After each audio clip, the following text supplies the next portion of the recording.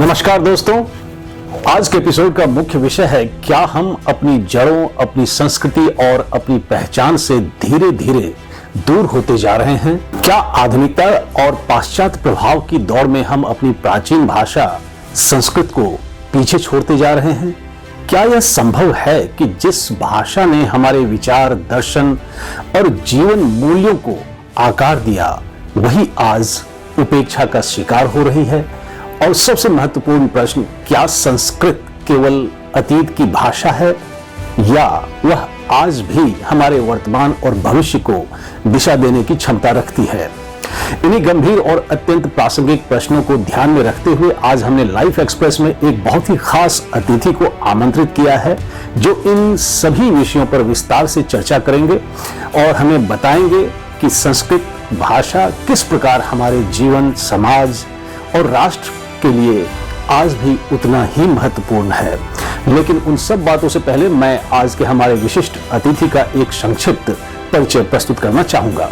हमारे आज के विशिष्ट अतिथि हैं डॉक्टर मुकेश ओझा जी। डॉक्टर ओझा का जन्म 15 मार्च 1966 को बिहार के रोहतास जिले के एक सामान्य पर शिक्षित परिवार में हुआ।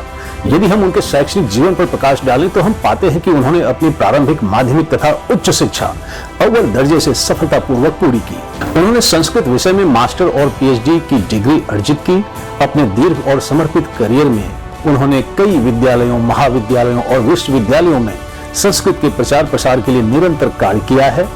विशेष रूप से संस्कृत संभाषण शिविरों के माध्यम से उन्होंने हजारों लोगों को सरल और सहज तरीके से संस्कृत बोलना सिखाया है और यह सिद्ध किया है कि संस्कृत कोई कठिन भाषा नहीं बल्कि अभ्यास और वातावरण से सीखी जा सकने वाली एक जीवंत भाषा है। कई राष्ट्रीय पुरस्कार से सम्मानित डॉक्टर मुकेश ओझा जी का पूरा जीवन संस्कृत भाषा, भारतीय संस्कृति और उसके प्रचार प्रसार को समर्पित रहा है। बचपन से ही संस्कृत के प्रति उनकी गहरी रुचि रही, जिसका प्रमुख स्रोत उनका पारिवारिक वातावरण रहा। उनकी माता स्वयं संस्कृत शिक्षिका थी, जिन्होंने उन्हें इस दिशा में प्रेरित किया। समाज व राष्ट्र सेवा के निमित्त वे विभिन्न संस्थानों के माध्यम से भी सक्रिय रूप से जुड़े रहे हैं और निरंतर प्रयासरत हैं कि संस्कृत केवल पुस्तकों तक सीमित ना रहे बल्कि जन जन की भाषा बने। इतना समर्पण, इतनी साधना और संस्कृति के प्रति इतनी गहरी निष्ठा वाले डॉक्टर मुकेश ओझा जी वास्तव में एक प्रेरणादायक व्यक्तित्व हैं। तो बिना किसी विलंब के आइए मिलते हैं डॉक्टर मुकेश ओझा जी से। So please join me in welcoming one and only the icon of Sanatan Sanskriti, doctor Mukesh Ojha जी। नमस्कार सर। सबसे पहले मेरी पूरी लाइफ एक्सप्रेस टीम और सभी बुद्धिजीवी दर्शकों की ओर से मैं आपका लाइफ एक्सप्रेस में हार्दिक स्वागत करता हूं और आपकी गरिमामयी उपस्थिति के लिए हृदय से अपनी कृतज्ञता व्यक्त करता हूं। लाइफ एक्सप्रेस के सभी दर्शकों को मेरा हार्दिक नमस्कार। मैं डॉक्टर मुकेश कुमार ओझा संस्कृत भाषा के विषय में अपने विचारों को व्यक्त करना चाहता हूं। आज की चर्चा को शुरू करते हुए सबसे पहले मैं ये कहूंगा कि आप जैसे बहुत कम लोग होते हैं जिन्हें संस्कृत जैसी देवभाषा को न केवल सीखने और सिखाने का सौभाग्य प्राप्त हुआ बल्कि संस्कृत को जीने का भी सौभाग्य प्राप्त हुआ है। यही कारण है कि आप हम सबके लिए अनुकरणीय हैं। और आज की चर्चा को शुरू करते हुए सबसे पहले हम आपसे यह जानना चाहेंगे कि संस्कृत आपके लिए है क्या आखिर? कैसे आप संस्कृत की आदर्श परिभाषा देना चाहेंगे और क्यों संस्कृत आज हमारे जीवन में इतना अनिवार्य हो गया है? जी, आपने अच्छा प्रश्न किया कि संस्कृत आपके लिए क्या है। तो मेरे लिए संस्कृताय जीवनम, जीवनाय संस्कृतम। संस्कृत के बिना हमारा कुछ भी महत्व नहीं है। जिस प्रकार भोजन में लवण की आवश्यकता है, बिना लवण के भोजन में कोई स्वाद नहीं मिल सकता, उसी प्रकार संस्कृत के बिना हमारा जीवन, हमारा आधार, हमारा संस्कृति, सभ्यता कुछ भी नहीं है। मैं संस्कृत को आदर्श इसलिए मानता हूं क्योंकि हमारा जीवन जीने की पद्धति पूर्ण रूप से संस्कृत में निहित है। चाहे वह व्यायाम हो या भोजन की व्यवस्था हो या कब हमें किस तरह से कार्य करना है। प्रातः काल जब हम उठते हैं तभी हम अपने हाथों को आगे कर कहते हैं कराग्रे वस्ते लक्ष्मी कर मध्य सरस्वती कर मूले तु गोविंद प्रभाते कर दर्शनम। अर्थात संस्कृत के बिना हमारा कोई भी महत्व नहीं है। और मेरे लिए तो संस्कृत सब कुछ है, क्योंकि आज मुझे समाज में प्रतिष्ठा यदि मिल रही है तो उसका एकमात्र आधार संस्कृत है। संस्कृत के कारण ही मुझे सभी लोग आत्मीय भाव से मानते हैं और इसमें जीने की एक पद्धति है। कैसे जिया जा सकता है, कब किस तरह से विचारों को रखा जा सकता है और एक दूसरे को प्रभावित किया जा सकता है, ये पाश्चात्य संस्कृति में संभव नहीं है। पूरे परिवार को ये संस्कृत भाषा जोड़ती है। और आप जानते भी हैं, आप सभी जानते हैं, सर्वे भवन्तु सुखिनः सर्वे सन्तु निरामया सर्वे भद्राणि पश्यन्तु मा कश्चित् दुख भाग भवेत्। और वसुधैव कुटुंबकम में हम विश्वास करते हैं। न केवल मनुष्य को हम लोग एक मनुष्य से जोड़ते हैं, बल्कि संसार के सभी प्रकार के प्राणियों को हम एक दूसरे से जोड़ते हैं और अपना मानते हैं। यहां तक कि पेड़ पौधे तक से भी हम लगाव रखते हैं, उसको देवता के रूप में मानते हैं। तभी तो पीपल की भी हम पूजा करते हैं और सभी के प्रति आदर का भाव रखते हैं। प्रातः काल उठते ही सूर्य का हम लोग नमस्कार करते हैं, क्योंकि सूर्य हमें शक्ति देती है। इस प्रकार संस्कृत के बिना जीवन व्यर्थ है और संस्कृत के माध्यम से ही हम अपने जीवन यापन कर सकते हैं। बहुत सुंदर। क्योंकि मैं एक लिंग्विस्ट हूं तो मैं थोड़ा आपको ये पूछना चाहता हूं कि ये संस्कृत शब्द जो है, इसको जब आप संधि विच्छेद करते हैं तो इसके क्या अर्थ निकलते हैं संस्कृत शब्द का? जी, संस्कृत शब्द दो शब्दों से बना है, सम और कार। इसको और कार को तोड़ें तो क्री धातु में अक्ता प्रत्यय लगने से संस्कृत बना है। सम मतलब होता है बराबर, कार मतलब हुआ किया हुआ, अर्थात वह भाषा जो संस्कार युक्त है, त्रुटि विहीन है, जिसमें किसी भी प्रकार की दोष नहीं पाई जाती है। मतलब परिष्कृत है, शुद्ध है। जैसे हम कहते हैं एक शब्द है समतल, माने यह तल जो है सम है, मतलब बराबर है, इसमें किसी भी प्रकार का उबड़ खाबड़ नहीं है। उसी प्रकार संसार की एकमात्र भाषा संस्कृत भाषा है जो विशुद्ध है, जिसमें किसी प्रकार की त्रुटि नहीं है। तभी तो संगणक के लिए अर्थात कंप्यूटर के लिए यह सबसे उपयुक्त मानी जाती है और नासा भी इस बात को स्वीकार करता है। तभी तो नासा के सभी वैज्ञानिक संस्कृत संभाषण करते हैं और उन्हें संस्कृत बोलने के लिए प्रेरणा दी जा रही है और उन्हें अनिवार्य कर दिया गया। शोभनम, आगे हम आपसे यह जानना चाहेंगे कि संस्कृत जो एक देव भाषा है, जो पूरी पृथ्वी पर पूरे ब्रह्मांड में गूंजती थी, आज लगभग 15,000 लोगों तक सिमट के रह गई है और लुप्त भाषा की श्रेणी में जाने के कगार पर है। तो संस्कृत की इस अधोगति के लिए कौन है या क्या है जिम्मेदार और इसके लिए क्या समाधान है?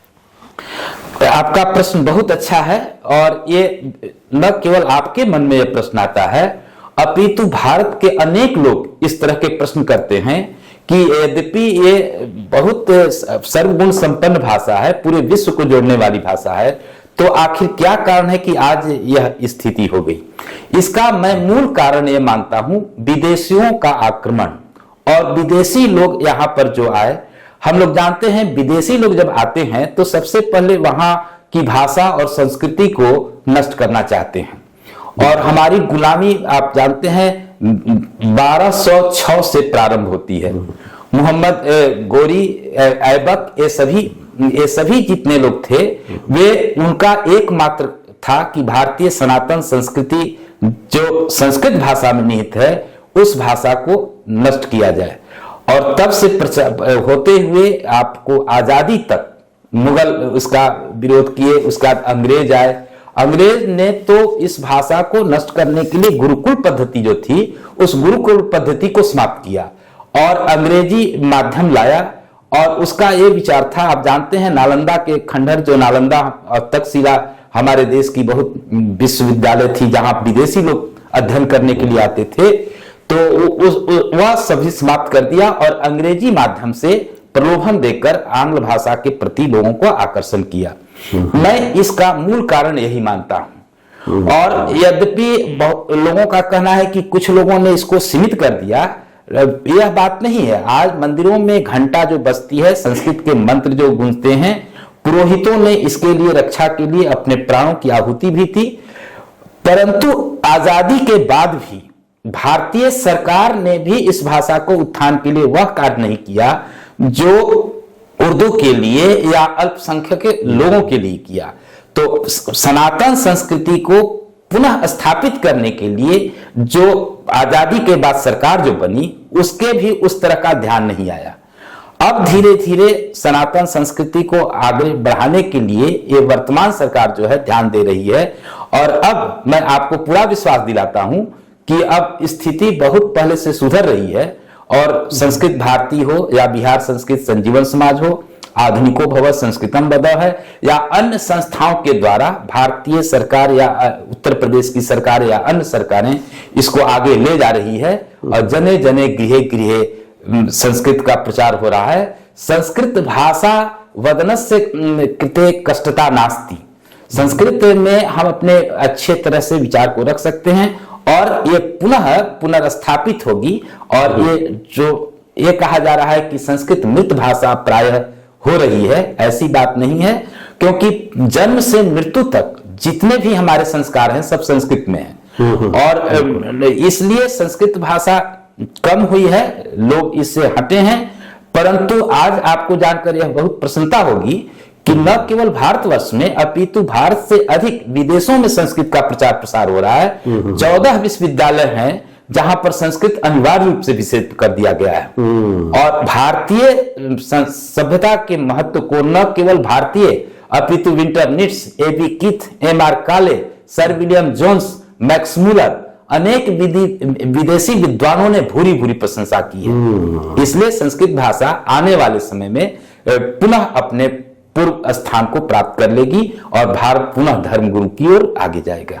बहुत सुंदर सर। और मुझे लगता है कि आपको जितना सुनूं उतना ही और सुनने का मन करता है, लेकिन समय की मर्यादा है, इसलिए हम इस सत्र के अंतिम प्रश्न की ओर बढ़ेंगे। और अंतिम प्रश्न आपके लिए यह है कि चूंकि आप संस्कृत के एक प्रतिष्ठित विद्वान हैं, तो उस नाते आपने व्यक्तिगत स्तर पर संस्कृत के उत्थान या प्रचार प्रसार के लिए क्या क्या किया है?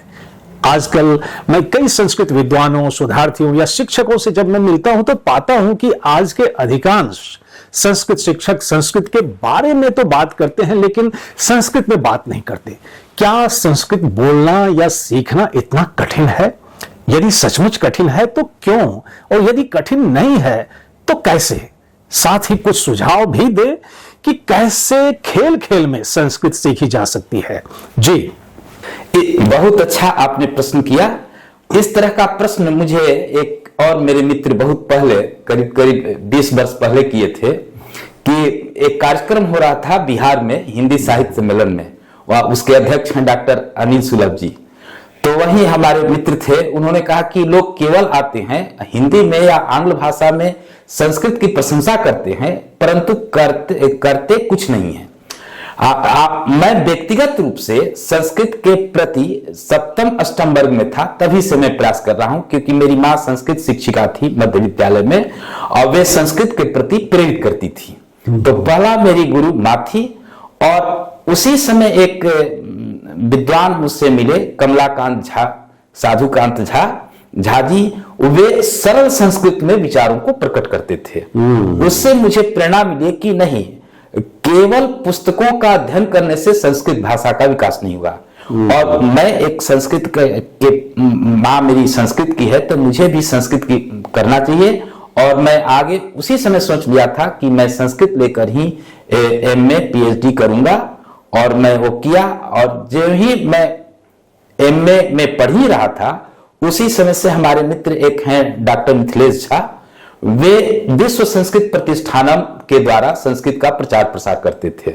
मैं भी उनके साथ लग गया और हम लोग बीएन कॉलेज, पटना विश्वविद्यालय, अन्य महाविद्यालयों, यहां तक कि विद्यालयों में भी जाकर 10 दिवसात्मक संस्कृत संभाषण शिविर हम लोग चलाने लगे।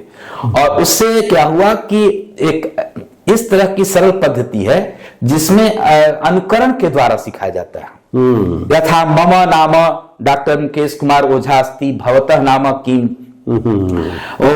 हम लोग जानते हैं कि परिवार में छोटे बच्चे जिस परिवार में रहते हैं उस भाषा को स्वतः बिना व्याकरण के, बिना किसी तरह के अन्य सहयोग से सुनते सुनते बोलने लगते हैं। माँ जैसी बोलती हैं, पिता जैसे बोलते हैं, भाई बोलते हैं। बिल्कुल, बच्चों को मतलब व्याकरण नहीं सिखाई जाती। अर्थात मैं एक शब्द में कहना चाहता हूं कि संस्कृत भाषा कठिन नहीं है। भले ये लोगों को लगता है कि कठिन है, ये हिंदी की तरह, क्योंकि मैं जानता हूं, हम लोग जानते हैं कि जिस तरह से हिंदी में शब्द जो हैं वो तत्सम, तद्भव, देशज, विशेषण 4 प्रकार के हैं। अधिकांश 70% शब्द हिंदी में जो संस्कृत के हैं। इसलिए यदि सरल रूप से संस्कृत संभाषण शिविर में ज्ञान प्राप्त कराया जाए और सिखाया जाए, जो कि मैं कर रहा हूं, व्यक्तिगत रूप से मैं इस कार्य को कर रहा हूं। मैं 1986 से संस्कृत संभाषण शिविर चला रहा हूं, लोगों को संस्कृत बोलना सिखा रहा हूं और लगभग लगातार अंतरजालीय तो मैं 41 शिविर चला चुका हूं। उसके पहले मैं बिहार संस्कृत संजीवन समाज की ओर से, विश्व संस्कृत प्रतिष्ठानम की ओर से, अन्य संस्थाओं की ओर से भी मैं संस्कृत भाषा का प्रचार प्रसार व्यक्तिगत रूप से लोगों को, जन जन तक लोग बोले, सभी लोग संस्कृत में विचार को प्रकट करें। और कहा भी गया, सुरस सुबोधा विश्व मनोज्ञा ललिता हृदय रमणीया अमृत वाणी संस्कृत भाषा नैव क्लिष्टा न च कठिना। यह भाषा न कठिन है न क्लिष्ट है, अगर हम थोड़ा सा अभ्यास करें। वातावरण नहीं है। बहुत से लोग आज संस्कृत बोलना चाहते हैं, आज महत्व है संस्कृत के प्रति जागरूकता भी पूर्व की अपेक्षा बहुत आई है, परंतु वातावरण के अभाव, वातावरण न मिलने के कारण सभी लोग अपने विचारों को प्रकट नहीं कर पाते हैं। बिहार संस्कृत संजीवन समाज एक वातावरण दे रही है और पूरे न केवल भारतवर्ष में विदेश से के लोगों को भी जोड़ रही है। और मैं व्यक्तिगत रूप से एक संगठन के माध्यम से अनेक लोगों को, चाहे वो महाविद्यालय में हो, विश्वविद्यालय में हो या विद्यालय में हो, केवल संस्कृत के नहीं, आपको जानकर आश्चर्य होगा कि विज्ञान के, उर्दू के, अंग्रेजी के बहुत से लोग हैं जो संस्कृत धारा प्रवाह बोल रहे हैं। आज चमु कृष्ण शास्त्री हैं, आप नाम सुने होंगे, बहुत अच्छे संस्कृत बोलते हैं। गोपबंधु मिश्र हैं, प्रोफेसर रमेश कुमार पांडे जी हैं। एमईटी विश्वविद्यालय भी बहुत सुंदर ढंग से संस्कृत भाषा या संस्कृत सनातन संस्कृति को आगे बढ़ाने में पूरा भारतवर्ष में सहयोग कर रही है। इसके लिए मैं एमईटी विश्वविद्यालय के भी प्रति मैं आभार व्यक्त कर रहा हूं।